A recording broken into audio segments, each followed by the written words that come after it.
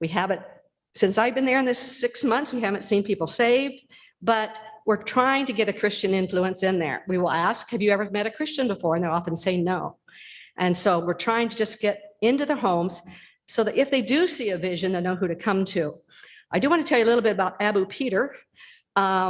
He was a young man. He was an atheist. He said, I was atheist, communist, didn't believe in Jesus, didn't believe in God, had nothing to do with that. He married he was 27, I think, when he married his 16-year-old bride, probably 26, 16, no, because he was 13 years older than his bride, and she was 16.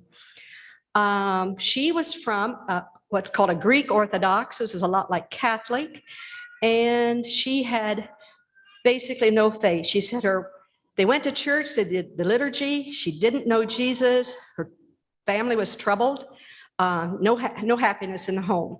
So she got married, and then she met a neighbor who told her a little bit about Jesus. She said, I want to know more about him. She said, well, come to church. And so she asked her husband, would you please come? And since he was a new groom, he agreed, but he said, I'm just going to laugh. I want to know I'm going to go there and I'm going to laugh because there's nothing to do with this Jesus. And as he's telling the story, he says, I do not remember anything that the minister said that day, but he gave an altar call and people were going forward. And he said, standing beside the minister was a man in white. And that man said to Abu Peter, I love you, I need you. And he said, I felt like he was talking out loud, but he said he must not have been. He said, you don't need me. And he listed his sins. And this man in white said again, I love you, I need you. And Abu Peter fell to the ground. And from that moment on, he was a Christian. What's interesting is he told his wife that this man in white told him that he needed him. She said there wasn't a man in white. So he was the only one in that church that saw Jesus. And so that's what he says today. I have seen Jesus. And that happened years ago, and he has done so much in the Arabic community to bring people to Christ. He can tell stories. I've been in there 6 months. I have not personally witnessed any of it, but they can tell wonderful stories about what is happening in the Arabic community. Let's see, I told you about that. My calling to go to Palestine was probably just about like that. I didn't see Jesus, but things just kept falling into place. One of the last things Jerry said to me in 2015 before he died was, you will do fine when I am gone. And I thought, what does that really mean? I had no idea what fine meant. And then I got the CAM newsletter and had a picture of a young Arabic girl in a wheelchair overlooking the hills of Hebron. And it said, wanted a nurse for 3 years in Jerusalem. I thought, I'm a nurse. I love Jerusalem because I'd been there in 2018 on a tour. But my mother is 96. She's 95 then, living at home alone. And I would be the one of the family that should take care of her. So I just I don't know that I prayed over that. I looked at that picture every day. It was always on my mind. And then I met someone who knew Lisa Miller. Lisa Miller is the daughter of Gary Miller. He's written many books about finances. Not the Gary Miller that wrote Parkinson's, but there's a Gary Miller that wrote a lot of other books about finances, technology. I don't know if you know those books or not. His daughter Lisa was the nurse before me, and her visa ran out. You can only work 3 years in a visa. And so she had come home, and I met a gal at the conference in Oregon who knew Lisa. She was an aunt to Lisa Miller. And she said, what's going on in your life? I says, well, I kind of like to be a nurse in Jerusalem. And she said, oh, I know Lisa. I'll give you her contact information. So I texted Lisa, told her I thought it was a really cool idea. I said, I'm probably too old. And I can't go now because of my mother, but if I wait too long, I'll just be older. So it didn't make sense. She wrote back just a really short letter. She said, I think you'd like this. What she did was sent my email to the staff in Jerusalem, and they prayed over it. And then they sent it to the hiring place in CAM, Berlin, Ohio. And so without sending for an application, I got an application on my email. So, okay, this is kind of amazing. I'll fill it out. And then I added a whole long letter why I couldn't come now. I got an email back asking if I'd try it for 2 months. And I says, yes, I think I would. And he sent another email back saying, do you just want a free trip to Israel or will you commit to 3 years? And so kind of a quick decision, I said, yes, I'll commit. And my mother was still living. That was still an issue. So I went over for 2 months. I went in January and February. No, in February and March. COVID hit March 13 in Israel. And so I sent home 1 week early. But if I hadn't gone at that time, I would not have gotten in. I came home. They said, you're hired. Come back in 2 months. You know what happened to COVID? Nobody was getting into Israel. 8 months I was home. And during that 8 months, my mother, who had been healthy, I saw her the evening before, she had a stroke. She lived for 5 weeks. I helped care for her, and then she died. And so I was home because of COVID. It just almost like the Lord brought me home. And so I also, part of that story is that Cam had given me a ticket to go to Ohio for training before Mom had her stroke. And that ticket was 2 days after her funeral. And so I had my family, the family went home. So I flew out to Ohio, and that was in September. And then you had to have permission to come into Israel because of COVID. Nobody was getting in. And finally, I flew then in November 20, and I was there, got in just under the board because 2 weeks later, nobody except Israelis got into Israel until the 1st of May. And so all that time I was there. It was just amazing because nobody else is coming in. What's amazing is all the wonderful places in Jerusalem where Jesus walked, where they say Jesus' tomb is, all those places, the upper room, some of those places, they don't have tourists. And so Marianne is a gal that's hired as the bookkeeper for Cam.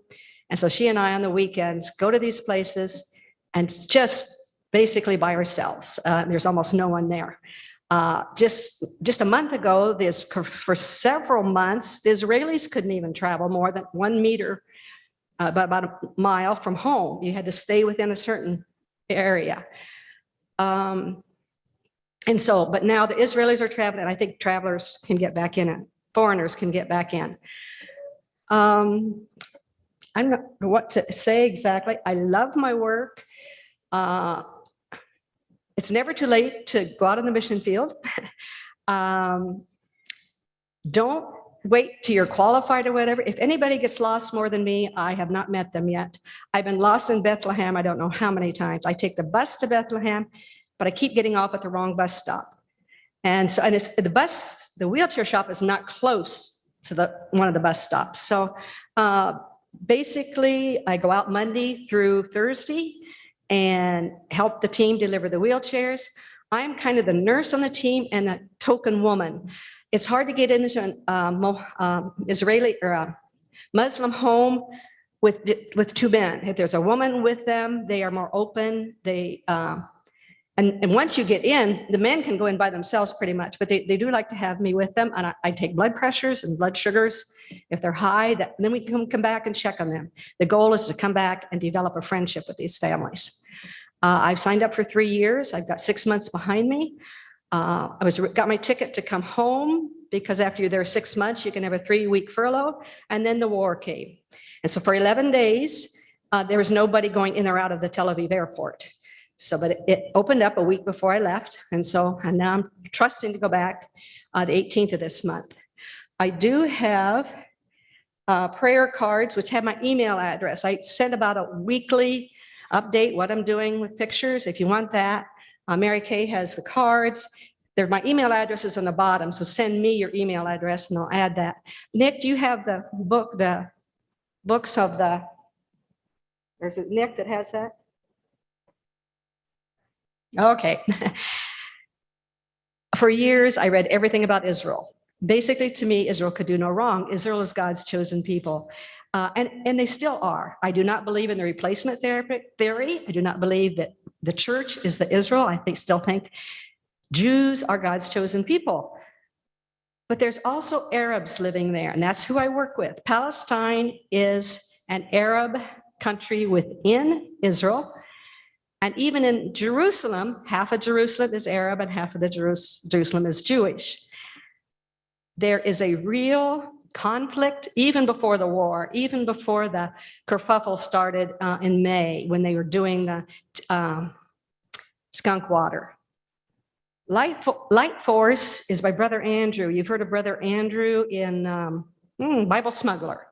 After he left Bible smuggling, he spent a lot of time in Palestine. He was at the Bethlehem Bible School for a long time, and he tells a lot of what's happened there in that book.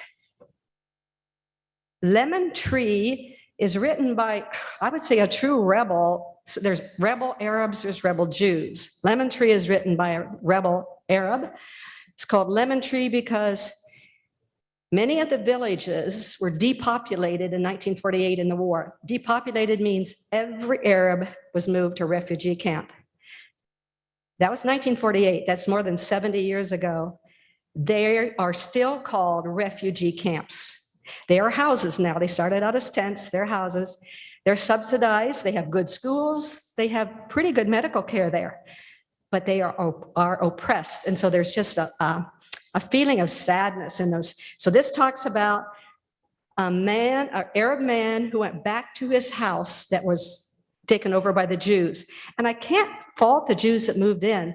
They were brought over from all these countries and they were bused to a city. And they said, these houses were left by the Arabs. Choose one that you want to and move in. And there was food in the refrigerator. There was, the furniture was there. They had no idea that the people were actually kicked out. So this man went back to his house that had a lemon tree. It's very interesting, a little bit deep reading. Blood Brothers, make sure you get the one by this author. The other book is not nice at all. This is a story of another village that was depopulated and they went back. And so it just tells some of their tales. I was going to bring that book. Between Two Fires tells, at the back of it, it's about Palestinian and Arab, or Palestinian, Arab and Jewish conflict. At the very back, it says what Zionism is. There's Zionism God's way, because God is turning, there's still a remnant. There's still going to be Jews in Israel.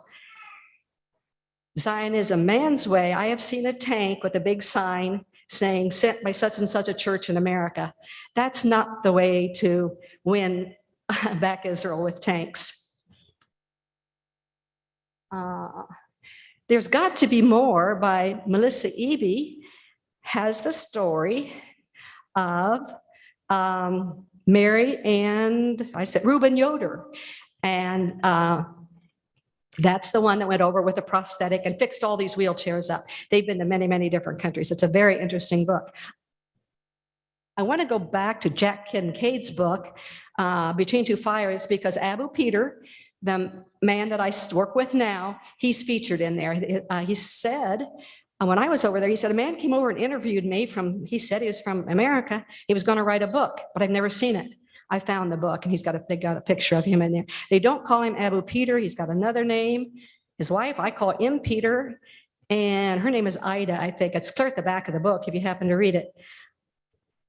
The Arabs name, when they get married, they have another name.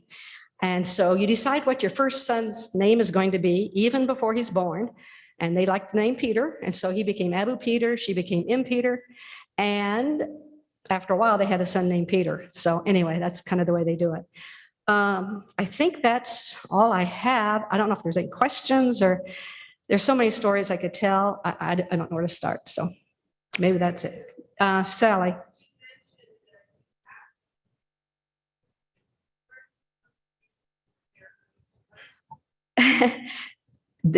If they say they've never met a Christian, they say, what do you think? We say, what do you think a Christian is? And they say the Crusaders. If you remember your history, the Crusaders did terrible things to the Jews, to the Muslims.